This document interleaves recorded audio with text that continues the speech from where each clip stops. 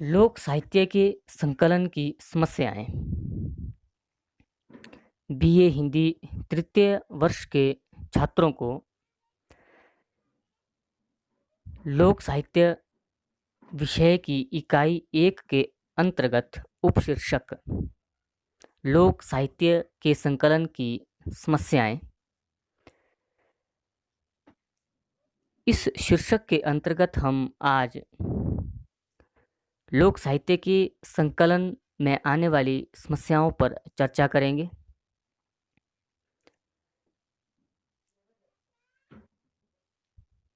लोक साहित्य जातीय जीवन के अतीत का दर्पण और वर्तमान को संवारने के लिए दीपक का कार्य करता है। लोक साहित्य का संरक्षण। लोक साहित्य का महत्व केवल साहित्यिक दृष्टि से ही नहीं है। लोक साहित्य का महत्व समाजशास्त्र, मनोविज्ञान, भाषाशास्त्र, शिष्ट साहित्य का अध्ययन एवं विश्लेषण लोक साहित्य के प्रकाश में प्रामाणिक ढंग से किया जा सकता है। लोक साहित्य का संरक्षण, संकलन बहुत ही महत्वपूर्ण है। इससे हमें सिर्फ मनोरंजन या ज्ञान ही प्राप्त नहीं होता, बल्कि लोक साहित्य का संकलन और संरक्षण करने से हम किसी जाति विशेष या ग्रामीण अंचल की सभ्यता, संस्कृति को प्रामाणिक रूप से जान सकते हैं। किसी जाति विशेष या समुदाय विशेष के विकासात्मक इतिहास को प्रामाणिक रूप से समझ सकते हैं, क्योंकि लोक साहित्य लोगों की सहज सरल अभिव्यक्ति होती है और यह सत्य के बहुत नज़दीक होती है। इसलिए लोक साहित्य का संरक्षण एवं संकलन कई विषयों को मद्देनजर रखते हुए महत्वपूर्ण है। लोक साहित्य का संग्रहण, संकलन एवं अध्ययन। लोक साहित्य का जो संग्रहण है, संकलन है या अध्ययन है, इस विषय का आरंभ हम 2 तरह से देखते हैं। नंबर 1 विदेशी विद्वानों द्वारा, नंबर 2 भारतीय विद्वानों व संस्थाओं द्वारा लोक साहित्य का संग्रहण, संकलन एवं अध्ययन। तो आइए प्रथम हम विदेशी विद्वानों के द्वारा लोक साहित्य का संग्रहण, संकलन एवं अध्ययन जो किया है उस पर दृष्टि डालते हैं। लोक साहित्य पर शोध कार्य मुख्यतः विदेशी विद्वानों द्वारा 2 दिशाओं में हुआ है। एक, अंग्रेज प्रशासकों द्वारा। अंग्रेज प्रशासकों का भारतीय लोक साहित्य का संग्रहण, संकलन एवं अध्ययन भारतीय लोकमानस को समझकर उसे अपने अनुकूल बनाना था। इस उद्देश्य से अंग्रेज प्रशासकों ने भारत की संस्कृति, सभ्यता, आचार व्यवहार, परंपराओं और आस्थाओं, विश्वासों को समझकर उन्हें नियंत्रित करना चाहते थे। दूसरे हम देखते हैं कि ईसाई प्रचारकों के द्वारा भी भारतीय लोक साहित्य का अध्ययन किया गया। तो ईसाई धर्म के प्रचारकों का मुख्य उद्देश्य भी यही था कि वो भारतीय जनमानस को समझकर उसमें धर्म परिवर्तन के अवसरों की खोज करना चाहते थे। इसके अतिरिक्त कुछ पाश्चात्य विद्वान वो भी थे जो कि भारत की परंपराओं का अध्ययन, यहाँ की संस्कृति का अध्ययन, लोकमानस का अध्ययन अपने जिज्ञासा वृत्ति को शांत करने के लिए करते थे, लेकिन ऐसे विद्वानों की संख्या बहुत कम है।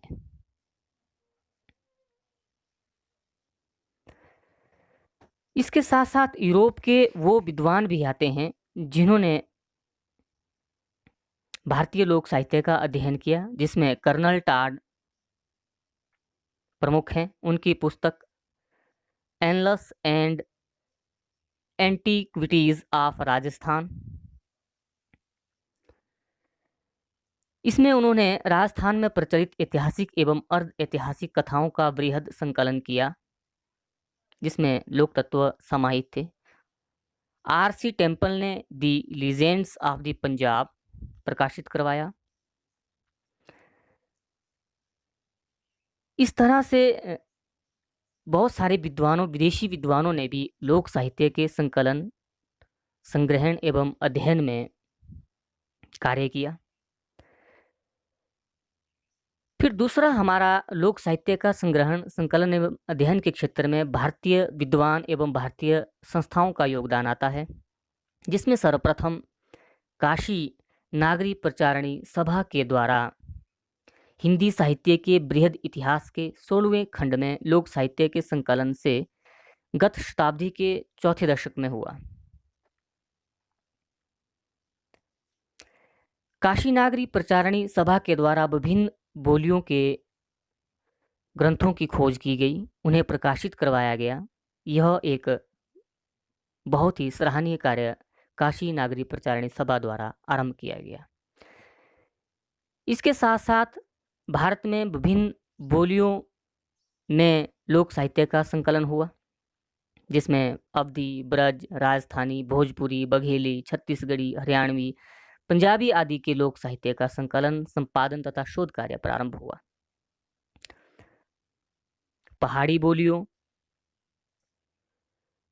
के लोक साहित्य में भी संकलन, संपादन और अध्ययन का कार्य छठे दशक में प्रारंभ हुआ। गढ़वाली, कुमाऊनी, कश्मीरी, डोगरी, किन्नौरी, कांगड़ी, सिरमौरी, मंडियाली, चंबियाली, महासुवी, बिलासपुरी आदि के लोक साहित्य का संग्रहण एवं अध्ययन तेजी से हुआ है। तीसरे हम देखते हैं भारतीय प्रादेशिक संस्थाओं के द्वारा भी लोक साहित्य का संग्रहण, संकलन एवं अध्ययन किया गया,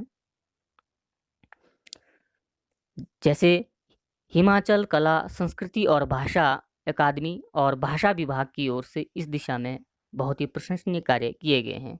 हिमाचल प्रदेश विश्वविद्यालय के हिंदी विभाग तथा संगीत विभाग में भी पर्याप्त कार्य इस क्षेत्र में हुआ है। तो इस तरह से हम समझ सकते हैं कि लोक साहित्य का संकलन और संरक्षण का क्या महत्व है। लोक साहित्य का संग्रहण, संकलन एवं अध्ययन में अभी तक विदेशी विद्वानों के द्वारा, भारतीय विद्वानों एवं प्रादेशिक संस्थाओं के द्वारा जो कार्य किए गए हैं वो बहुत ज़्यादा नहीं है, परंतु फिर भी इसमें शोध कार्य हो रहे हैं और लोक साहित्य का संकलन किया जा रहा है। हालांकि इसकी जो गति है वो ज़्यादा नहीं है। लोक साहित्य के संकलन व संरक्षण संबंधित प्रमुख समस्याएं हैं जिन पर हम अब चर्चा करेंगे। इन समस्याओं के समाधान न होने के कारण लोक साहित्य के संकलन व संरक्षण की जो गति है वह तेज नहीं हो रही है। तो सर्वप्रथम हम इसमें देखते हैं कि लोक साहित्य का संग्रहण व संकलन श्रम साध्य कार्य है। लोक साहित्य का संग्रहण और संकलन करने में शोधकर्ताओं को काफी श्रम करना पड़ता है। किसानों को किसी ग्रामीण अंचल विशेष में गाए जाने वाले गीत, सुनाई जाने वाली कथाएं, खेले जाने वाले नाटक, इन सभी को लिपिबद्ध करना, टेप रिकॉर्ड करना इतना सरल नहीं होता। हमारा देश गांव में बसता है और यहाँ किसी भी स्थान पर शोधकर्ताओं को पहुंचना इतना सरल नहीं होता। इसलिए लोक साहित्य का संग्रहण व संकलन करना काफ़ी श्रम साध्य है। मौखिक परंपरा। जैसे कि लोक साहित्य मौखिक परंपरा से आगे बढ़ता है, इसका जो रचनाकार होता है वो अज्ञात होता है। मौखिक मौखिक परंपरा से यह साहित्य पीढ़ी दर पीढ़ी चला रहता है, इसलिए इसमें असली और नकली का अंतर करना काफ़ी कठिन हो जाता है। लोक गाथाएं समूह के द्वारा गाई जाती हैं। कभी कभी किसी गायक को पूरी कथा या पूरा गीत नहीं आता है, तो इस तरह से मौखिक परंपरा में लोक साहित्य चलता रहता है, जिसे लिपिबद्ध करना या रिकॉर्ड करना शोधकर्ताओं के लिए काफ़ी कठिन होता है। पर्दा प्रथा व संकोच। जैसे कि हमारा देश में आज भी कुछ लोग इतने आधुनिक नहीं हैं। गांव में जो स्त्रियां लोकगीत गाती हैं, तो गांव में संस्कारों के कारण पर्दा प्रथा प्रचलित रहती है। स्त्रियां दूसरों के सम्मुख खुल करके बात नहीं करती है, उनके अंदर संकोच होता है, इसलिए वो शोध प्रक्रिया में पूर्णतया भाग नहीं लेती हैं तो संकोच करती हैं, जिसके कारण प्रामाणिकता एवं विश्वसनीयता प्रभावित होती है और शोधकर्ताओं को, संकलनकर्ताओं को काफ़ी कठिनाइयों का सामना करना पड़ता है। आधुनिकता का प्रभाव। लोक साहित्य के संकलन व संरक्षण में आधुनिकता का बहुत ही बुरा प्रभाव पड़ा है। आज मनोरंजन के अनेक साधन मौजूद हो गए हैं। शहर से लेकर गांव तक टीवी, रेडियो, फोन इत्यादि का प्रचलन हो चुका है, जिसके कारण लोक साहित्य के जो रचनाकार हैं उनका महत्व घट गया है और यह कला विलुप्त होती जा रही है। इसके लोकगीतों, लोकनाट्य इत्यादि के जो रचनाकार हैं, कलाकार हैं, उन लोगों में अब जिज्ञासा और उत्सुकता का अभाव पाया जाता है और धीरे धीरे इन कलाकारों की संख्या बहुत ही कम होती जा रही है। इसलिए इनको ढूंढना शोधकर्ताओं के लिए काफ़ी चुनौतीपूर्ण कार्य रहता है। रेडियो, टीवी तथा मनोरंजन के अन्य साधनों ने सामूहिक ग्रामीण जीवन को छिन्न भिन्न कर दिया है, इसलिए लोक साहित्य का संग्रहण एवं संकलन करना आसान नहीं है। आर्थिक कारण। लोक साहित्य के संकलन और संरक्षण में एक बहुत ही महत्वपूर्ण समस्या है आजीविका। परंपरागत रूप से गांव में रहने वाले लोग अपने लोकगीतों को, अपनी कला को अपनी आजीविका का साधन मानते हैं। जब उनके गीत, उनकी लोक कथाएं लिपिबद्ध कर दी जाती हैं या रिकॉर्ड कर दी जाती हैं, तो स्वाभाविक रूप से उनकी आर्थिक दशा पर इसका विपरीत प्रभाव पड़ता है, क्योंकि वो घर घर जाकर या गांव गांव जाकर उन गीतों को सुना करके लोगों का मनोरंजन करते हैं और उसके बदले में कुछ धनराशि या अनाज इत्यादि प्राप्त करते हैं। इस तरह से वो लोग शोधकर्ताओं के साथ पूर्ण सहयोग नहीं करते हैं। दूसरे पहलू में यदि हम देखें तो आर्थिक कारण ये भी है कि जो कलाकार हैं उन्हें किसी भी तरह से उस कला को सजोने के लिए कोई भी आर्थिक मदद नहीं मिलती है, जिसके अभाव में उन लोगों ने लोक साहित्य से किनारा करना शुरू कर दिया है। विश्वसनीयता तथा प्रामाणिकता का अभाव। कई बार हम देखते हैं कि संग्रहकर्ता या शोधकर्ता जो लोक साहित्य का संकलन और संग्रहण करते हैं उसमें विश्वसनीयता का बहुत ही अभाव पाया जाता है, क्योंकि लोक साहित्य का जो रचनाकार होता है वो अज्ञात होता है, परंपरागत ढंग से यह आगे बढ़ रहा होता है, इसलिए जो मूल कृति होती है उसमें काफ़ी परिवर्तन आ जाता है, उसमें नए शब्दों का प्रचलन हो जाता है, जिस कारण इसकी प्रामाणिकता और विश्वसनीयता समाप्त होने लगती है। अगली प्रमुख समस्या में आता है अविश्वास तथा घृणा या शंका। जो शोधकर्ता या संकलनकर्ता होता है और जो रचनाकार कलाकार होता है, उनके बीच में विश्वास स्थापित ना होना इसके संकलन और संरक्षण में एक बाधा बन जाता है।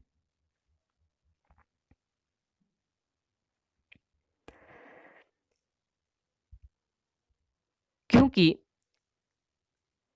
शोधकर्ता शहरों या दूसरे क्षेत्र से गांव के क्षेत्र में आते हैं, गांव के लोग उन शोधकर्ताओं को घृणा की दृष्टि से या शंका की दृष्टि से देखते हैं, इसलिए वो अपनी कला को छुपाते हैं।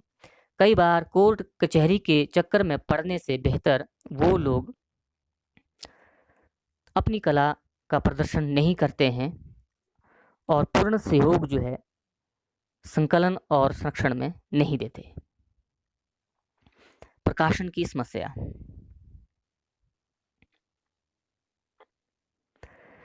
प्रकाशन की समस्या भी एक बहुत महत्वपूर्ण समस्या है, क्योंकि आज वही प्रकाशित होता है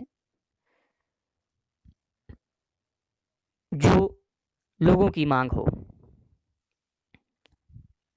इसलिए शोधकर्ताओं को लोक साहित्य के प्रकाशन के लिए सही व्यक्ति नहीं मिलते हैं। प्रकाशक वही छापता है जो बिकता है। विभिन्न बोलियों में रचा गया लोक साहित्य पढ़ने वाले बहुत कम रह गए हैं। सरकारी विभागों की ओर से भी लोक साहित्य और लोक साहित्यकारों की उपेक्षा ही मिलती आई है। तो प्रकाशन की समस्या भी एक बहुत महत्वपूर्ण समस्या है, जिसके कारण लोक साहित्य का संरक्षण संकलन करने में बाधाएं आती हैं। इसके साथ साथ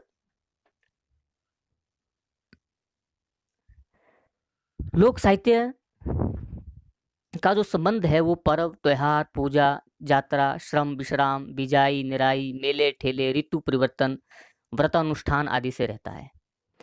जब शोधकर्ता किसी विपरीत समय में या विपरीत काल में लोक साहित्य का संकलन करने के लिए किसी ग्रामीण अंचल प्रदेश में जाता है, तो वो लोक गायक समय के विरुद्ध इसे मानते हैं और गाना सुनाने या कथा सुनाने में आनाकानी करते हैं। जैसे कि कथाएं प्राय सर्दियों में ही सुनाई जाती हैं। इस प्रकार से लोक साहित्य के संकलन में वो लोग पूर्णतः सहयोग नहीं दे पाते हैं। ये कुछ प्रमुख समस्या हैं जिनके कारण लोक साहित्य का संकलन और संरक्षण करना काफ़ी कठिन और दुस्साध्य कार्य है। तो आज हमने चर्चा की लोक साहित्य के संकलन की समस्याओं के बारे में, जिसमें हमने सबसे पहले जानने की कोशिश की लोक साहित्य का संकलन व संरक्षण। फिर हमने इस संदर्भ में भी दृष्टि डाली कि लोक साहित्य का संग्रहण, संकलन एवं अध्ययन विदेशी विद्वानों के द्वारा किस प्रकार से किया गया है और भारतीय विद्वानों और संस्थाओं के द्वारा किस प्रकार से किया गया है और किया जा रहा है।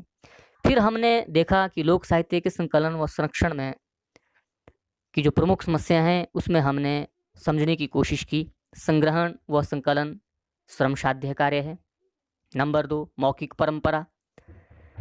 3, पर्दा प्रथा व संकोच, आधुनिकता का प्रभाव, आर्थिक कारण, धार्मिक अंधविश्वास, विश्वसनीयता तथा प्रामाणिकता का अभाव, अविश्वास तथा घृणा या शंका, प्रकाशन की समस्या। फिर शोध संस्थाओं में लोक साहित्य को उचित महत्व ना मिलना। तो शोध संस्थाओं में लोक साहित्य को उचित महत्व आज नहीं दिया जाता है।